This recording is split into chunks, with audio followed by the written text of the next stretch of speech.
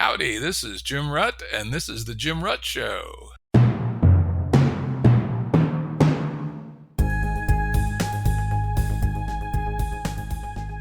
This is a Currents episode. Currents are shorter and less heavily produced than our full-length episodes and generally focus on a single topic.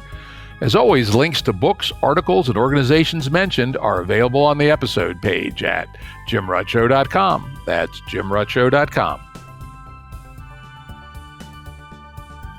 Today's guest is John Robb. John's been on the show a couple of times. He's our go-to guy on military stuff, intelligence stuff, and strategic stuff.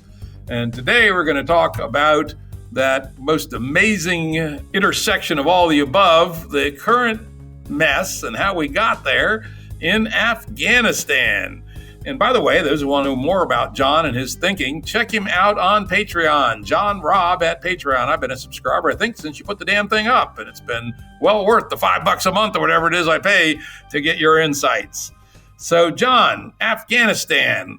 Let's start with, before we get into deeper issues, and you've been doing some interesting thinking about this, what's the current news out of Afghanistan to the best of your knowledge? The U.S. military has a relatively small presence in Kabul.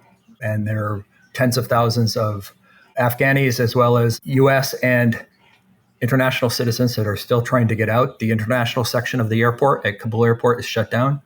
And the military is doing all the evacuations now. So all the airlines have stopped. Right. And they're trying to do, one flight an hour. And that can range between, a couple hundred people in a smaller plane to 500-600 in some of the larger ones. Big C-5 or something, right? Right. Yeah, so it's precarious. I mean, we're right on the edge of maybe pulling it off or landing in a military catastrophe. I mean, you never want to be in a situation where, you're completely surrounded and unable to fully respond and, at the mercy of the Taliban. I call it the Blanche Dubois strategy, right? Where she says in Streetcar Named Desire, is like, I've always relied on the kindness of strangers, and so we're relying on the kindness of the Taliban to let us complete this mission. And as you and I both know, 2 mortars is all it would take to shut the airport down. Right. Because, they're right there, right? So, 2 shitty-ass 82 millimeter Russian mortars, airport closed. So clearly it's at the sufferance of the Taliban. I don't know if we threatened them or bribed them or what, but at least so far, they haven't turned this thing into the total humiliation that they could. They're still maneuvering. They're still, moving up forces. There have been a couple incidents that have, particularly that C-5 departure from a couple days ago, where you had all that video footage of people running along with the C-5, trying to climb up in the gear, getting crushed underneath the wheels, and then eventually being dropped out of the landing gear. The C-5 landed, and they found people dead, obviously inside the landing gear. It shut down the plane. It's a horrible circumstance, traumatic for the crews, obviously, and the people involved. And it was a big black mark against the U.S. operation and the thinking. They just didn't have control of the airport. Yep. And now, again, maybe this is with the cooperation of the U.S. Apparently, the Taliban are now blocking access to the airport, at least on the ground. And they're not letting people walk onto the airport grounds anymore. And they may be doing it for their own reasons, or frankly, it's possible they're being done at the request of the U.S. Well, they're controlling the flow. Right. So they control the civilian side of the airport, which is on the other side. So, part of the U.S. thinking was that they were going to let the civilian airlines run a good portion of the evacuation. Well, that's gone. That's over. That's not happening anymore. And that now they can, the Taliban can decide when to send crowds in. They can, as you said, it's at their sufferance. They could send crowds in. The simplest ordnance could shut the airport right down. You can't operate an airport under artillery fire. And we do know that the Taliban have plenty of light weapons like mortars and RPGs and what have you. So they're clearly allowing it to proceed for their own purposes. Right. I mean, there's thousands of U.S. military troops, or they can respond with incredible amounts of violence. But here's the situation: is that the Taliban are now in a city amongst 5 million inhabitants, heavily populated city, and any kind of response that we have against Taliban mortars or anything, it would end up leveling the city or just killing thousands of Afghan citizens in the process. Yeah, they've got us. They've got it. So the question will be, will they let us go in peace?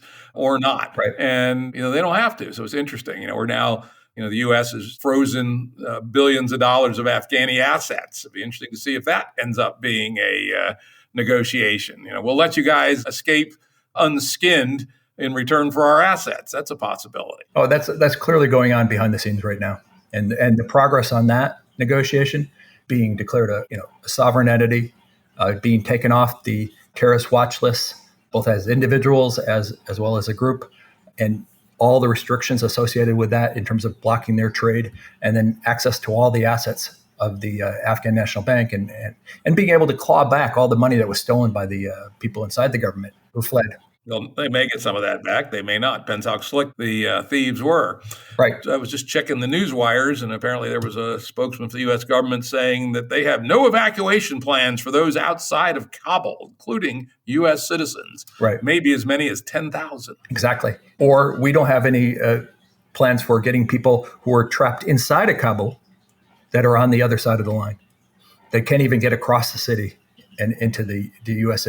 occupied area. Now, they were flying helicopters from some residential areas and from the embassy. They still doing that? I haven't seen anything recently very specific U.S. facilities, sure, but not to get out the private security folks and different groups that were actually operating in areas of Kabul that were taken over. Yeah, so this could turn much worse for the Americans. It's already a shit show for the Afghanis, but 10,000 Americans are taken hostage by the Taliban. That would not be good. Yeah, it's very close to becoming a siege. So we're in this evacuation mode, and if the Taliban wanted, they could turn it into a siege where tens of thousands of people, thousands of U.S. military are trapped inside the city with no exit. Yeah, and as you say, probably some behind-the-scenes negotiations to see if that can be avoided. Correct. And of course, the demands on the Taliban side are going to be substantial. Yeah, and if I was them, I'd be using the fuck out of my leverage before it goes away. Yep. Interesting. Well, let's do as we like to do on the show. We update on the facts, but let's get to the underlying dynamics. And let's start with, sort of the most obvious one. What the hell kind of intelligence failure was involved here, or lying, or both, right? Just a month ago or less, the administration was saying, oh, this is a well-armed, well-trained military outfit. Yeah, who knows how it's going to all play out, but nothing's going to happen rapidly. And then, boom, in 10 days, collapse. I mean, that's an intelligence fiasco or conscious lies of prodigious proportion. Yeah, there's been decision-making failures at all levels. The top level would be the White House, allocating responsibility or command of this withdrawal, this exit, to the diplomacy folks, to the State Department, and giving them authority over it, and basically declaring that the military portion of the operation is over. It's done. And not really paying any attention to that. And not switching when it was apparent that the conditions were changing, that we were moving towards a military operation. And then you have the kind of the operational level. You have the military not seeing, what was going on, or not recognizing what was going on in the Afghan military and the Afghan government, something that, virtually everybody had been seeing and reporting on who had been stationed there. Troops and civilian personnel that had rotated in and out had all been reporting that the morale was low, the corruption was pervasive. They just would not stand and fight. Even if individuals were, in the Afghan military were brave and willing to stand, if you're not surrounded by people willing to do the same, it's just suicide to do so. And, we didn't see that. We were fighting a guerrilla war, and we didn't treat it like a guerrilla war. And the victory in this guerrilla war would be the collapse of the Afghan military and the Afghan government. They weren't going after the morale of the U.S. military per se. That wasn't the primary target. And so we didn't detect that. And then there was this specific elements on the tactical side in terms of the evacuation. It was clear maybe a week ago, a little bit more, that Kabul was going to be taken shortly. There was no resistance from the Afghan military. It was just dominoes. It was just going. Deals cut in the background, threats being made over telephone and mobile phone. Taliban had done their work. They had lists. They knew who to talk to cause it to collapse very quickly. And that the U.S. military didn't make any contingency plans, and they didn't, react to the evolving situation. In particular, they relied specifically on getting everybody out through the Kabul International Airport, which is a single runway. high altitude, had civilian side. It's right in the middle of a 5 to 6 million person city, completely indefensible. And they thought that they could get everyone out through that, even if they were in an occupied city. What they should have done, and what should have been kind of acted upon almost immediately, was that they should have opened up other alternatives on the evacuation. Backroom was the primary military base. It's north of Kabul, a short helicopter flight away. You could even run convoys to it if you needed to. It's a defensible location. Okay, you could make it so that anyone who's around it is a target, not in the middle of a 5 million person city, and that had a runway, a major runway plus taxiway that could be turned into a runway, and all the facilities. Now that airport, that airbase, was evacuated a while ago, and it was still in the hands of the Afghan army up until Saturday night. So they could have potentially retaken it, and then they would have two options of getting out, and you could still run the planes in and out at a much accelerated rate, and they wouldn't be all relying on this one airport. So the Taliban took it on Saturday night. They released the 5,000 prisoners that were being held there, and retaking it would be tough at this point. And probably a bulk of the operation to retake it would actually have to be launched out of the forces already in Kabul. This sounds like a classic military. I mean, the military owns that failure, presumably, or were they muscled by the civilian side, do you think? Oh, well, they didn't switch the leadership when it was clear that, if you looked at it from a military theory standpoint, and it's just great as an example of it. I mean, you had the guerrilla war, which is fought in the, Boyd's moral dimension. It was a classic guerrilla war. You're taking action to kind of weaken the attraction, the strength of the opposing forces' cohesion. And that worked flawlessly, given how quickly the Afghan military and government fell. But it switched to a maneuver war. They switched to rapid movements, rapid transients, changing goals, changing objectives, swarming the country, mobilizing resources, and using those movements to keep U.S. forces on the back heel. Typically in maneuver warfare, your objective is to damage the decision-making capacity, the psychology of the enemy, make it impossible for them to make decisions. We should have recognized that shift had occurred, and then switched it over to a military control. We were still in this kind of diplomatic control, which is really more in the moral sphere, trying to appeal to the self-interest of different groups, trying to appear like you're morally superior, you're doing the morally correct thing. We didn't make that switch. And so all of this last piece has been in the military's hands, and they haven't really taken control. They haven't built those options. It's, how do you turn something like this evacuation into a military disaster? This has become a kind of a textbook case. It only hasn't turned into a disaster so far because of the toleration by the Taliban would be they can turn it into a disaster whenever they want. Right.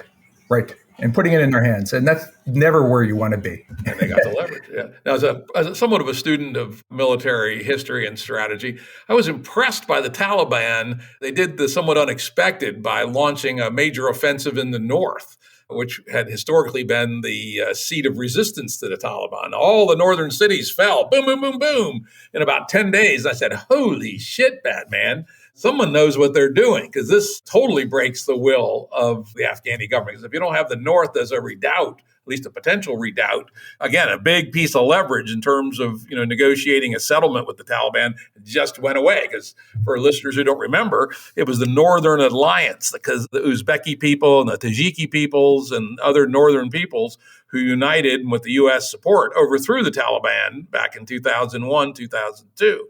And if the Taliban had gutted that potential source of resistance, there was no reason for them to negotiate anymore. They basically had won a strategic victory in terms of the military situation by a somewhat unanticipated marshaling of their resources to take the north before they then turned to Kabul, which I thought was quite brilliant. Yeah, you use your surprise effectively. I mean, you get one chance at surprise, and that was it. And it destroyed the potential redoubt of the resistance. So there was no reason for them to negotiate. Okay, guys, we took the north. There's no way to oppose us, right? The Central Plains can't, the Kabul region can't oppose us. It's just too easy for us to dominate militarily. The north, kind of hard to dominate militarily, but we took all the cities, people. Sorry, you're out of luck. You have no place to rally. So you're just going to we're just going to take over. No negotiation. Brilliant. I think this will go down in the books. Whoever came up with that strategy really thought deeply and didn't do the obvious thing. Right. I mean, The Taliban command did a good job. There's somebody that's really smart on that side. But it helps when you're up against people who are not doing the basics, just failing across the board. Again, when this started, didn't we have advisors that would have told the Afghani army what's happening here?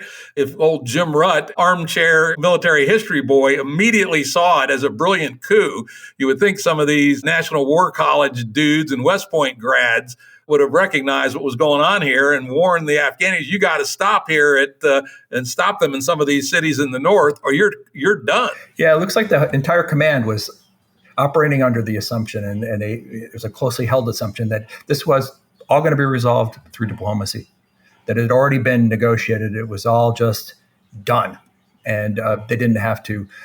And to a certain extent, I think a lot of the senior leadership tried to stay away from this exit.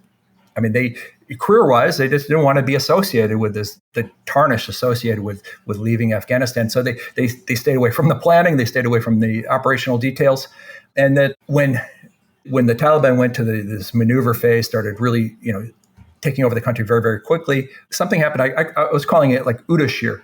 OODA is the Boyd's decision-making loop, observe, orient, decide, act. Yeah, let's tell the audience what it is, which is observe, orient, decide, and act, which is a framework developed by John Boyd, who was a fighter pilot, I think in Korea, is that correct? Or was it after Korea?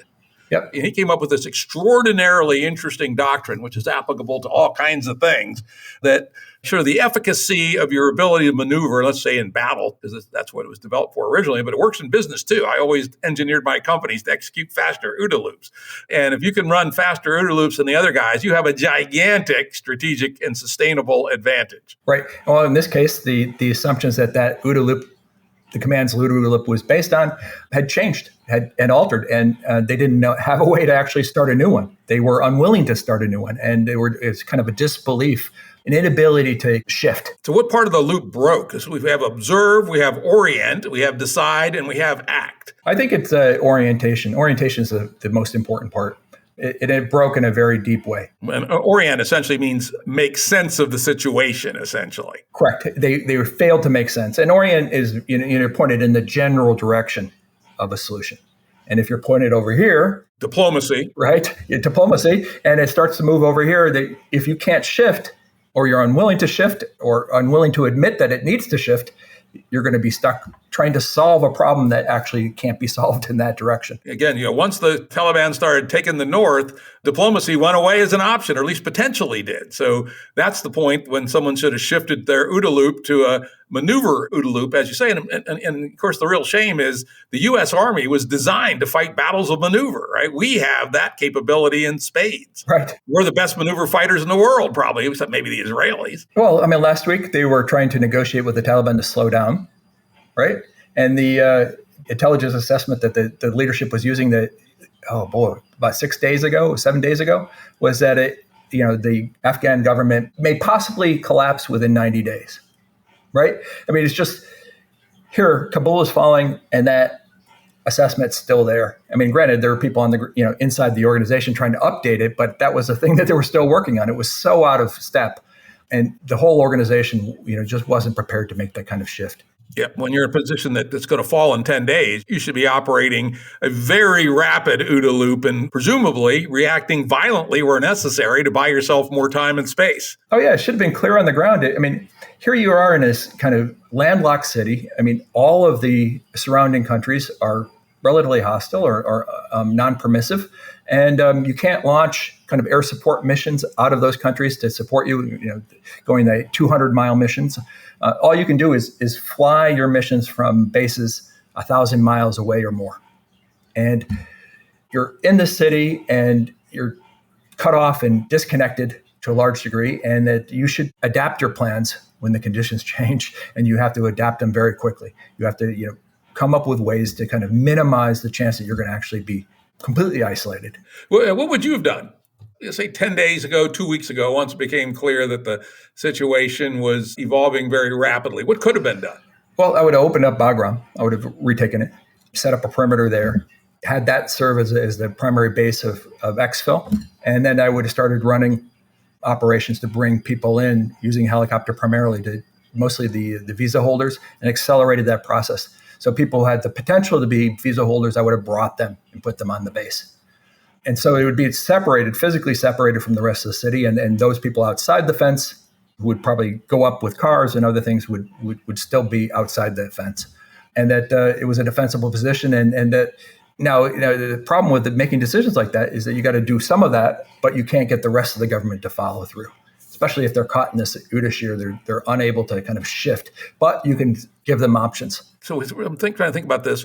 What really happened was the tempo changed, and nobody picked up on it. Well, I mean, we shifted from more, guerrilla warfare is a very long and drawn out. Yeah, it moved slowly, but suddenly, but when it switched to maneuver, and clearly they were doing extremely well at maneuver. And, 2 weeks ago, again, once the North started to fall, it became clear to me that this 90 days was just horseshit. It could easily happen in 2 weeks.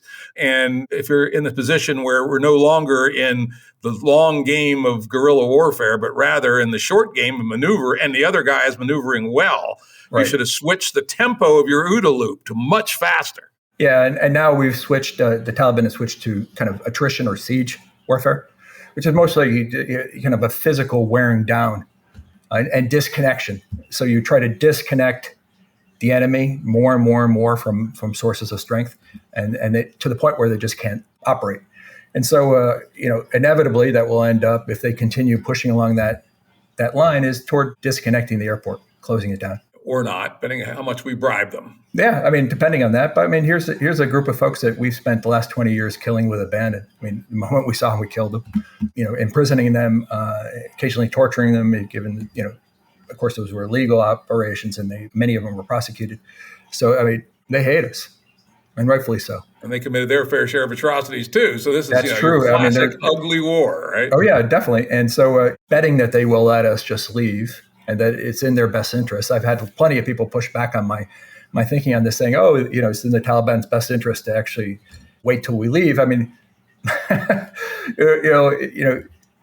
their best interest is to humiliate the United States to the extent that is possible. So won't come back. This isn't clearly up to that level. Extract as much in terms of concessions as they possibly can. And there may even be kind of since there's an honor culture element here, is gaining things that, other than money or other than what we consider important, is potentially forcing the U.S. to do an overland retreat. So, a convoy of U.S. military and civilians heading out overland, out of Kabul, leaving a way out once they're besieged, once the airport's shut. So they end up having to go to Pakistan and then beg for entry. And we could be slaughtered along the way too. Well, you could slaughter them or not even do it. But the images of it, at least from an honor perspective, from a kind of medieval mindset, is classic. It's more valuable than gold. Yeah, it'd be interesting to see because again, on the one side, there's a pragmatic argument for letting the U.S. leave, but extract the most in return, such as, the freeing of the assets, maybe demand formal recognition, et cetera, or pull a Dien Bien Phu and basically utterly humiliate the United States. Yeah, or when you listen to a lot of jihadis, they have constant reference to historical examples. And in the 1842 retreat from Kabul, where the Brits and the civilians were trying to get out, and they were killed, I think, down to the last man. One guy survived. Retreating from Kabul all the way to Pakistan through the Khyber Pass is that's the classic. That's a historical kind of win. It's part of their pride.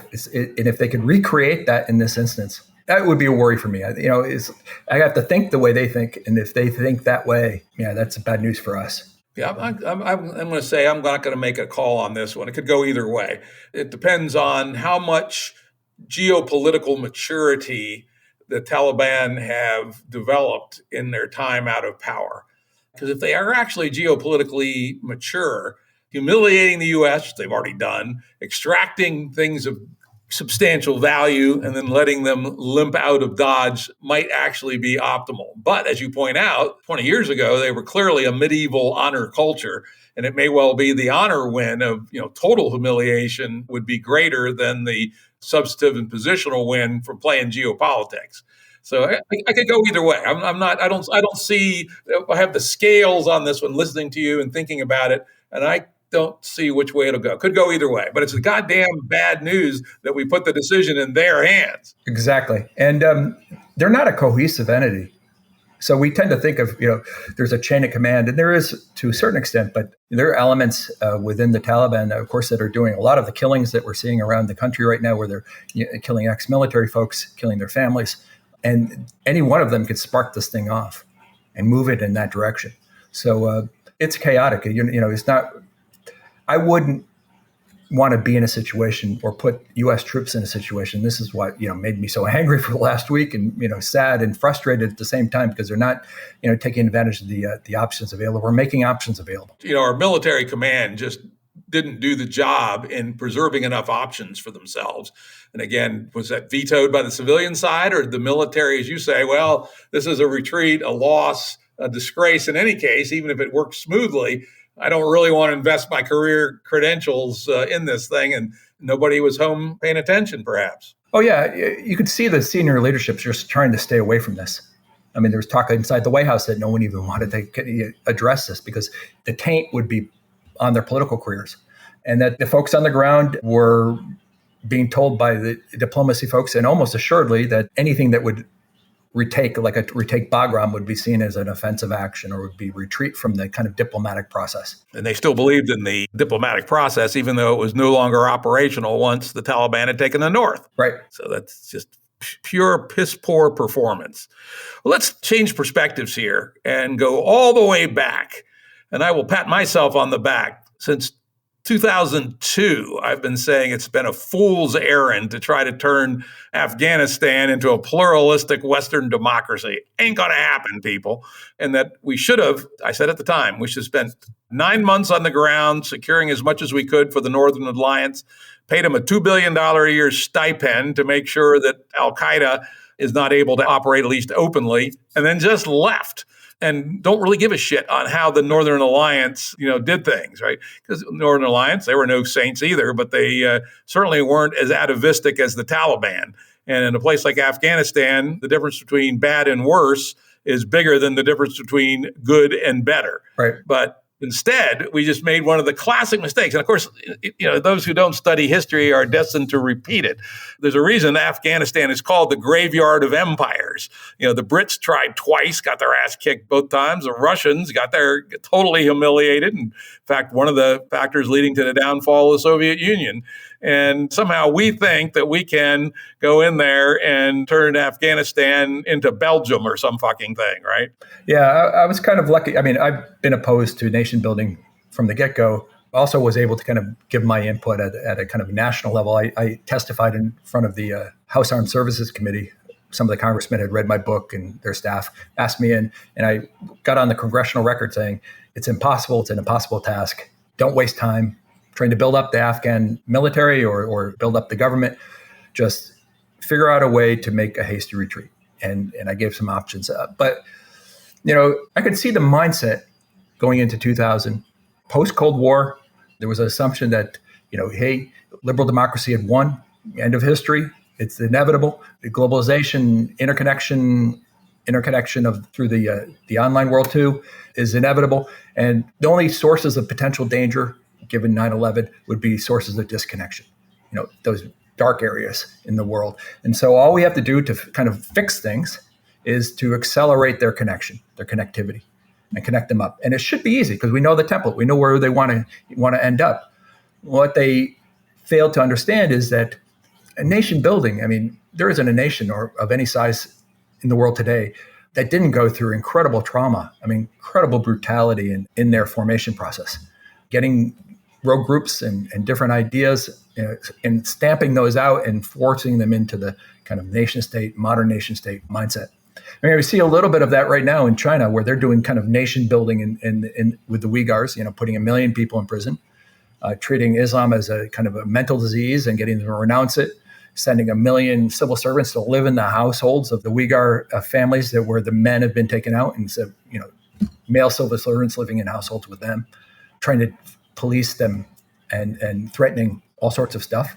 And then, tagging them and using kind of the surveillance state that we have now to kind of watch what they're doing and listen to every single conversation and punish those who are not becoming culturally assimilated into the Chinese nation. So that's what nation building looks like. It's a brutal, awful process. And there's nothing in the world that the U.S. would do. We're clumsy in many, many ways, but we're not intentionally brutal on that scale. And it wasn't our job anyway, right? Right, yeah. The other thing to remember is that Afghanistan is one of those relatively few countries that was never colonialized by an outside power. So they literally are still in the pre-modern world. Unlike, most countries that had at least some number of years experience with, let's say, Western colonial governments, some schooling, et cetera. None of that happened in Afghanistan. It's been its own little pocket since the time of Alexander the Great. Oh, yeah. Think of it as a 300 to 400 year process with every nation in the world going from the kind of feudal monarchical system to the kind of modern nation state we have now, and all of the trauma that each of these states went through to get there. It's amazing how clueless the best and the brightest have been. It's been around 2006. My wife and I had dinner with the guy, it was a group dinner out at Santa Fe Institute, with a guy who was the head of the AID office in Afghanistan, which was one of the great leaks of billions and billions of dollars right down the fucking rat hole. And this guy was telling us stuff with a straight face, and he still believed in the mission. And we were all rolling our eyes going, what the hell?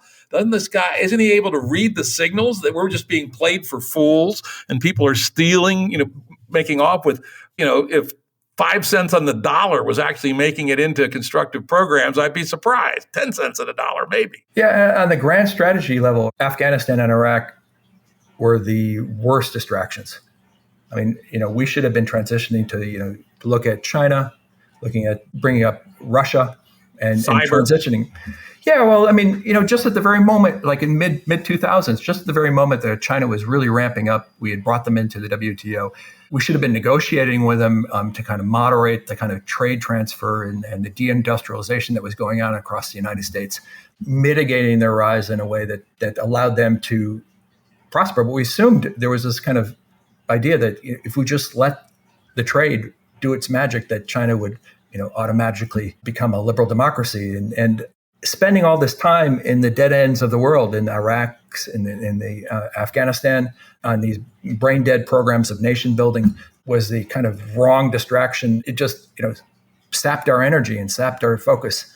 And we're paying the consequences right now, in terms of our relationship with China and Russia. Yeah, that was a really bad assumption, the idea that trade would turn the Chinese into, as you say, liberal democracy, or at least open autocracy, right? Equivalent of Franco or something. But nope. The Chinese are a great people, probably the greatest people in world history in some ways. They've had a continuity of culture longer than anybody else. And as it turned out, they decided to invent their own kind of hyper-fascism. Right. And they've done an amazingly good job on it, if you like that kind of thing, which I don't. But give them credit for developing state-of-the-art, computer and network-powered, and now cryptocurrency-powered, and social reputation credit-powered super fascism. And that should not have been outside the possible assumptions of trajectories. And yet it seemed to have been for a long time. Oh, yeah. It was the same kind of optimism, that hyper optimism of the inevitability of liberal democracy and global capitalism and freedoms and the like, that, we're all going to be integrated, all interconnected. And China was going to do that naturally. And we could accelerate it with these backward countries, these countries that were suffering under dictatorship or medieval value systems. Yeah, no, it's a huge disaster. Any way you cut it. Interesting. Yeah, another thing you've been talking about a lot, which is very much related to these things, is assumption rot. Why don't you tell us about your idea of assumption rot and how this ties into all these patterns? Yeah, it came to me, when I'm looking at all of the different discussions we have over every single disaster that we've encountered over the last 20 years, and we just don't talk about the right things associated with those events. There are certain topics that aren't talked about, aren't focused on. And those topics typically are at, the cause of the event. And I was trying to figure out why we were not doing it. And typically the answer would be, it's too complex. You don't understand. That's not a real thing to address, or there are too many people that would be tarnished or damaged by it. Institutions would be hurt by it. And what all of those topics had in common is that they were all core assumptions that we're using to build our society. Assumptions that are made in order to build institutions, assumptions that are used in our systems, what we assume the way things are meant to work. And Over time, as we, become more complex, we build up this huge stack of assumptions upon assumptions upon assumptions. And it's harder and harder to address or go after, changes or assumptions that are actually not valid anymore, that are lower in that stack. And clearly, as the environment changes, those assumptions are going to decay, weaken, and rot. And the more they rot, the more they cause problems and make it, we're incapable of actually solving problems because that assumption rot isn't addressed. Why don't you give us some examples of what you think are, fundamental assumptions that we have allowed to rot in our conduct of our society more broadly, but foreign affairs more specifically? Well, so take the financial crisis. Trying to get out of the current situation.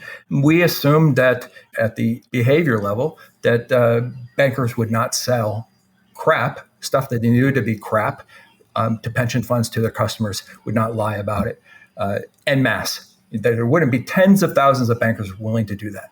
And clearly that's not the case, is that there were whole industries all up and down the chain of command in these different banks, different organizations, willing to sell CDOs and sell crappy derivatives to pension funds because it was a way to make money. They knew it was crap. They knew it had very little value, and they still sold it. And then we assumed also that the ratings agencies would take care of the situation, that we have a market mechanism that created a rating agency that would actually look into this and raise the flags if there were problems. We assumed they couldn't be corrupted, that they would do the job. Well, we found out later that they were corrupted across the board. They paid huge settlements afterwards. At a minor level in Afghanistan, we had a assumption that diplomacy would be the way out of Afghanistan, and we stuck to it. And even though it was rotting away as the conditions changed, we were unwilling to address it. And that would have been an easy thing to fix. We still wouldn't talk about it.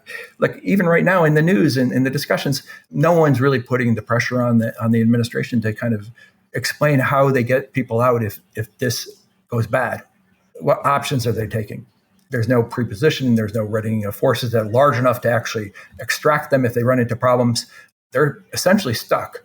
And no one's putting pressure on the people that could make decisions on this to fix it. Again, it's just when the assumptions start going, it's everywhere. And they're at different levels and there are different types of assumptions. I'm just starting to get my head around them completely. And I'm starting to kind of flesh them out. And I'll be writing some articles and a report on it. I'll have plenty more examples.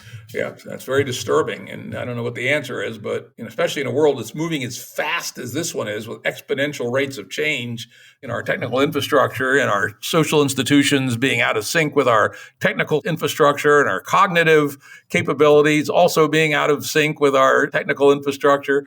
If we're allowing our assumptions for sense-making and choice-making to rot, we're in an even worse state than it seems like. It's a horrible mess. And even affects science. You have plenty of studies that serve as a kind of a core for a whole body of science, and people refer to them as the kind of the base case, and they build, study after study references that core study, and it's not revisited. It's taken as fact. And then, somebody comes back later and says, oh, this is wrong. And all of that other stuff is gone and called into question. So people don't want to address it. We saw it a little bit in the Wuhan lab instance. It was pretty obvious, at least on a common sense level, that the Wuhan lab was probably the source of the virus. Versus lightning strike, nature, or the guy with the campfire, right?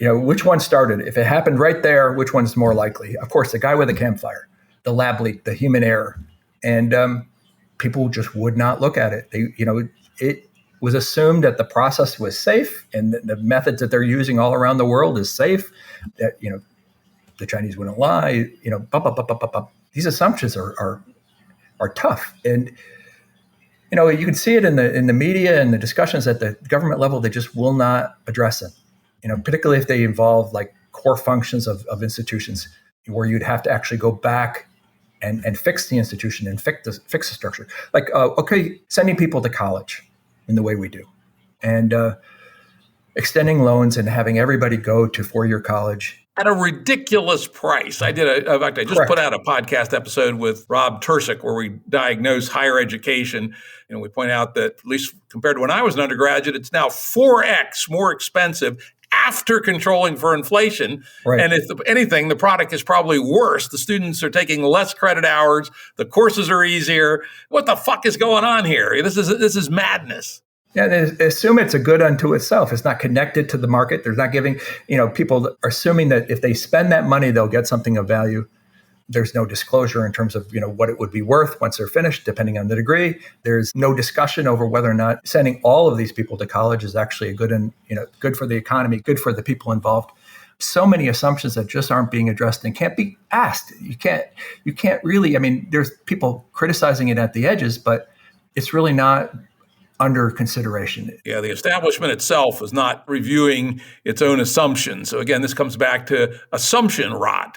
The idea that $300,000 for a fancy college degree. Now, if you get one from Harvard, it'll probably pay off. But you get one from a couple levels down in the stack that's only slightly less expensive, probability of that paying off is a hell of a lot less. And there's no transparency or honesty about that because there's these vast bureaucracies of people making good, fat, middle-class livings selling this scam, basically. Oh, yeah. Yeah. The minimum would be that they would actually disclose what the average graduate with that degree gets. And then how much you're borrowing, how much you're likely to make, and whether or not you could actually service the loan once you're out. And here's these people making the biggest financial decision in their life, and they're being sold a bill of goods, sold swampland in Florida, and saying you can build a house there when it's like 3 feet underwater. Indeed. Yet another assumption rot, the assumption that fancy four-year college is an absolute good no matter what it costs, right? Correct. And nobody has revisited that. Well, John, I want to thank you for an, as always, amazingly interesting survey and analysis. And we went deep pretty much into, some of the things that are behind this. I guess we'll have to stay tuned to see if the Taliban decide to utterly humiliate us, which they can, or will we bribe them somehow not to? Not a good place to be. Right. Yeah, I hope it doesn't end up, my worst fears aren't realized on this, but yeah. But they could be. All the best luck to those guys there. Yeah, they are, they are our guys after all, right? Yep.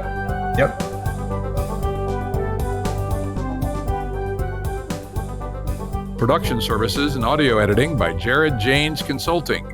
Music by Tom Muller at modernspacemusic.com.